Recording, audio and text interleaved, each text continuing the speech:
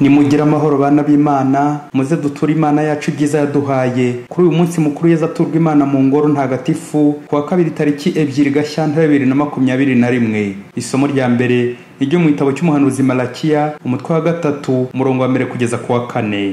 Dore uko Nyagasani Uhoraho avuze, ngahangiye kohereza intumwa yanjye kugira ngo intunganyirize inzira. Nibwo umutegetsi mushaka azaza mu ngoro ye abatunguye. Koko rero umumarayika w'isezerano mwifuza ngo yaraje. Uwo n'Uhoraho umugaba w'ingabo ubivuga. Ninde uzihanganira uwo munsi azazaho? Ninde uzakomeza agahagarara igihe azigaragariza? Azaba ameze nk'umuriro w'umucuzi cyangwa nk'isabune y'umumeshi. Azicara hamwe kugira ngo ashongeshe kandi asukure. Azasukura bene Levi, abayungure nk'uko bagenzereza zahabu na feza, maze bazegurirwa Uhoraho kugira ngo bamuhereze amaturo bakurikije amategeko. Ubwo rero amaturo ya Yuda na Yeruzalemu azongera kunyura Uhoraho, mbese nko hambere mu myaka ya kera. Iryo ni ijambo ry'Imana. Amagambo mu Ivanjili ntagatifu Yesu Kristo uko yanditswe na Luka umutwe wa 2 umurongo 22 kugeza ku 32.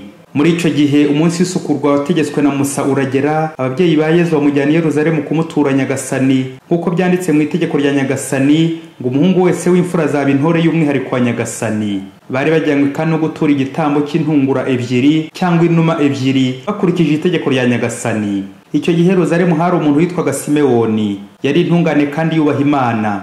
Yarategereje ihumure rya Isiraheli kandi Roho Mutagatifu yaramurimo. Byongeye Roho Mutagatifu yari yaramuhishuriye ko atazafata abonye Kristo wa Nyagasani. Nuko Simewoni aza mu ngoro yibwirijwe na Roho Mutagatifu.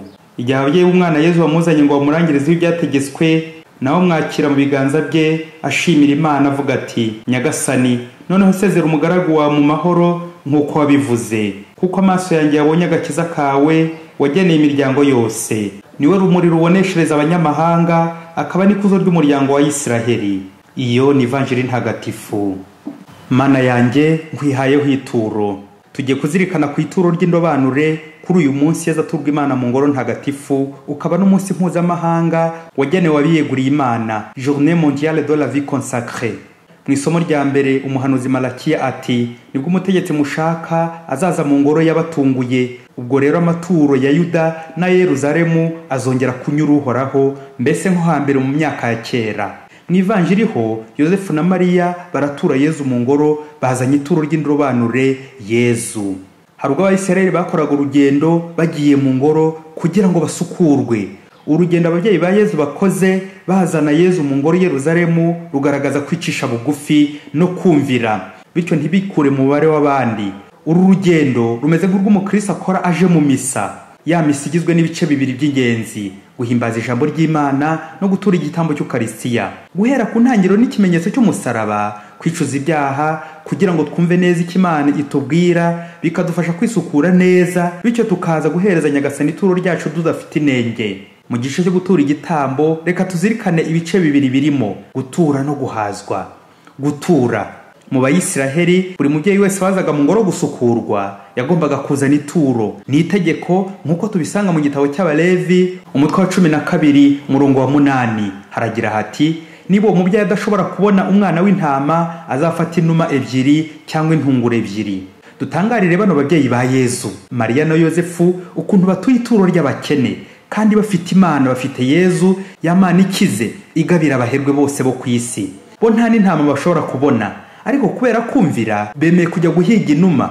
Mubyeyi, kurura iyo foto ya Yosefu ari mu ishyamba ari guhiga inuma ngo ajye gutura, ni humiliation, ni nk'igisebo. Kujya hasi ukiyoroshya kandi ari wowe ukomeye. Banze gusuzugura no kwigumura ku buyobozi. Nguko uko tugomba kwiyoroshya ntitwikure mu murongo w'abandi, nta kuza mu ngoro y'Imana imbokoboko. Umuzi ukomeye mu muzi y'ibyaha kurenza indi ni ukwirata. Rero shitani hari abakristo benshi igigenderera ikabumvisha ko gusuzugura nta kibazo kirimo. Buri mukristo wese ni itegeko gutanga ituro rya Kiliziya. Erega hari abantu bamwe bibwiye ko coronavirus yahagaritse ubutumwa bwa Kiliziya. Nyamara muri corona Kiliziya igomba guhindura uburyo bwo gukora no gutagatifuza abayoboke b'Imana ku bundi buryo. Dore ko Imana yo nta kiruhuko igira mu gukiza abantu, nta tamori iba ku Mana. Buri munsi Imana iradukiza. Rero n'ituro ni itegeko nk'uko byahozeho na kera kose, ugatanga icya 10 cy'urwunguko wagize. Imibyizi 3 ku mwaka umukristo asabwa gutanga, twarigenya na turiya tunuma 2. Ituro ry'abakene muvandimwe, kuba utajya utanga ituro rya kiliziya ni ukuri umukene cyangwa ni ugufunga umutwe ngo kiliziya ntabwo ikennye ngo nayo ijye imenya ubwenge yishakira ibyayo yoye kugondoza? Baba we, kuba imiryango ya za kiliziya zimwe na zimwe muri coronavirusi hari aho ifunze ku isi birababaje, ariko twibuke ko ingoro y'Imana ntawe uyifunga. Ingoro y'Imana y'amatafari n'amabuye ushobora kuyifunga, ariko ingoro y'Imana umubiri wa Kristo tushobora kuyifunga. Umuryango w'abana b'Imana natwe kandi turi ingoro y'Imana Yesu aza guturamo mu mitima yacu. Aho niho Yesu akeneye kurenza imiryango materiel ya kiliziya ishobora gufungwa. Fungura rero umutima wawe, bityo Bikira Mariya na Yosefu bazanye Yesu ngo bamuture iwawe bahamutuze.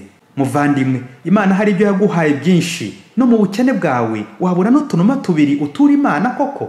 Ubukene bw'ababyeyi ba Yesu bushushanya ubukene bw'umutima, gukenera Imana, kugira inyota y'Imana, gushakashaka Imana buri munsi, ukayitura ubuzima bwawe bwose ntaho uyikinze. Ngeri ituro ry'indobanure, nubwo kaba ari akadomo, akantu gato, akanuma, Imana irishima. Murabe maso bavandimwe mu misa, cyane cyane mu gice cyo gushyira mu gaseke. Ni igice shitani ikunze gutegeraho abantu ikanyuza abakristo mu ijisho. Mu gihe bari gutura, bamwe baba bari gusakuza, abandi bakarangara, abandi bagasohoka, abandi bakitaba telefoni, yewe no kujya kuri WhatsApp bagira bati bona amafaranga batangiye kuzana, reka twifatira akayaga natwe. Muvandimwe, garuka. Umwanya wo gutura ni umwanya w'isengesho rikomeye ku mukristo. Ukuza utambagirana ituro ryawe, uzuririmba, ugerekaho n'icyifuzo cyawe uje gutura Yesu. Ibibazo ufite, umugabo cyangwa umugore wakunaniye, ibyishimo ufite, abana cyangwa ababyeyi bakugora, ishavu ufite n'ibyishimo, ukabitura Yesu. Bityo gutura ntabwo ari ukujugunya, ni byiza kunigererayo. Ntugire undi mukozi utuma ngo genda unterekere mu gaseke nk'ujugunye uyikuraho. Nka Yosefu na Mariya batura Yesu bagatura n'inuma, natwe abakristo iyo turangije ituro rya kiliziya no mu gaseke dutura Yesu mu menyetso by'umugati na divayi biza guhinduka umubiri n'amaraso bye, ubundi tukamwakira nk'uko Simeoni yamwakiriye mu biganza bye. Nuko agahimbarwa muri ya ndirimbo yitwa Nunc Dimittis agira ati, noneho Nyagasani sezera umugaragu wawe mu mahoro. Bishatse kuvuga ngo nanyuzwe, nabonye agakiza, mpawe Yesu, ndishimye. Nabyo Mutagatifu Yohani Mariya Vianney yavugaga ati, numva guhazwa bagakubaza bati, noneho se ko witonze cyane habaye iki? Uzasubiza uti, ntwaye ijuru, ntwaye Kristo, ntwaye Imana. Ni koko utwaye Imana bafite ubukungu nyakuri, abayahawe ituro ry'indobanure Yesu Kristo. Ubuzima bw'abiyeguriye Imana kuri iyi si ni ikimenyetso cy'ijuru. Bihaye Imana, mwibuke ko mwihaye Imana, mwitanzeho ituro ry'indobanure, mwituye Imana, muzaba rimwe muyobora abajya mu ijuru kandi namwe mugereyo. Muvandimwe wihaye Imana, ntukamere nka cya cyapa kirangira abantu inzira kikabayobora neza, ariko cyo kigasigara gishinze ku muhanda, imvura n'imbeho n'imiyaga bikakinobagura, naho abagenzi bo biryamiye mu mazu yabo. Birababaje kurangira abandi ijuru, ariko wowe ukazajya mu muriro, cyangwa ukabukwirakwiza za mvugo ngo mwumve ibyo mvuga ariko ntimurebe ibyo nkora. Nihaye Imana, niyemeza kwitangaho itura ubuzima bwanjye bwose ntawe ubimpatiye. None se wasanga ngenda nusura gato gato kuri iryo turo nahaye Imana, nkagenda ritagaguriza mu nzira ndihereza inyoni, ubwo se nzajya kugera kuri Yesu hari na gake ngisigaranye, cyangwa nzamushyira imice, imibore? Ibaze nawe guha Imana imibore, ibyagaze, ibyatonze imungu n'imigese, ibintu byamunzwe byuzuye udukoko, ngo nibyo ugiye guha Imana. Mbega amaturo araha ababyeyi. Mutagatifu Agustin umwepiskopi yabwiraga abakristo be ati, urwuri imbaragiriramo nirwo nanjye ndishirizamo. Niba ushaka amahoro muvandimwe no kubaho wishimye mu muhamagaro wawe, haranira kuba indahemuka ku isezerano ugiriye Imana, la fidelite. Wumvira abakuru n'Imana kandi ukabikora utajijisha. Ubaho mu bukene, ukenera Imana kurenza imirimo, ugakenera Imana kurenza abantu, ukajya wigobotora ibintu n'abantu bakubuza Imana. Utazaba wirirwa utaramira abantu, Imana yo ikakubura kandi ariyo wihaye.